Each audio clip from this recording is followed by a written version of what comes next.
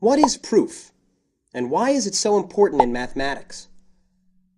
Proofs provide a solid foundation for mathematicians, logicians, statisticians, economists, architects, engineers, and many others to build and test their theories on. And they're just plain awesome. Let me start at the beginning. I'll introduce you to a fellow named Euclid. As in, here's looking at Euclid. He lived in Greece about 2,300 years ago, and he is considered by many to be the father of geometry. So if you've been wondering where to send your geometry fan mail, Euclid of Alexandria is the guy to thank for proofs. Euclid is not really known for inventing or discovering a lot of mathematics, but he revolutionized the way in which it is written, presented, and thought about. Euclid set out to formalize mathematics by establishing the rules of the game. These rules of the game are called axioms. Once you have the rules, Euclid says you have to use them to prove what you think is true. If you can't, then your theorem or idea might be false. And if your theorem is false, then any theorems that come after it and use it might be false too. Like how one misplaced beam can bring down the whole house. So that's all that proofs are, using well-established rules to prove beyond a doubt that some theorem is true. Then you use those theorems, like blocks, to build mathematics. Let's check out an example. Say I want to prove that these two triangles are the same size and shape. In other words, they are congruent. Well, one way to do that is to write a proof that shows that all three sides of one triangle are congruent to all three sides of the other triangle. So how do we prove it?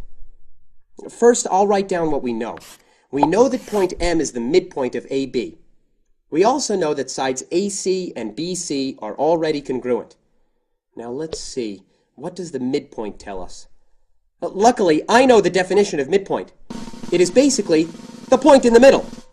What this means is that AM and BM are the same length since M is the exact middle of AB. In other words, the bottom side of each of our triangles are congruent. I'll put that as step 2. Great! So far I have two pairs of sides that are congruent. The last one is easy. The third side of the left triangle is CM, and the third side of the right triangle is, well, also CM. They share the same side. Of course it's congruent to itself. This is called the reflexive property. Everything is congruent to itself. I'll put this as step 3. Ta-da! You've just proven that all three sides of the left triangle are congruent to all three sides of the right triangle. Thus, the two triangles are congruent because of the side-side-side congruence theorem for triangles. When finished with a proof, I like to do what Euclid did. He marked the end of a proof with the letters QED. It's Latin for quod erat demonstrandum, which translates literally to, what was to be proven.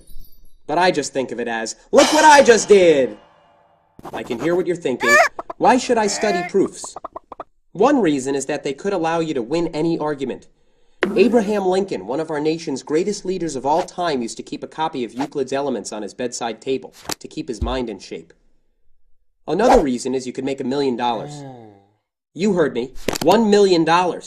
That's the price that the Clay Mathematics Institute in Massachusetts is willing to pay anyone who proves one of the many unproven theories that it calls the Millennium Problems.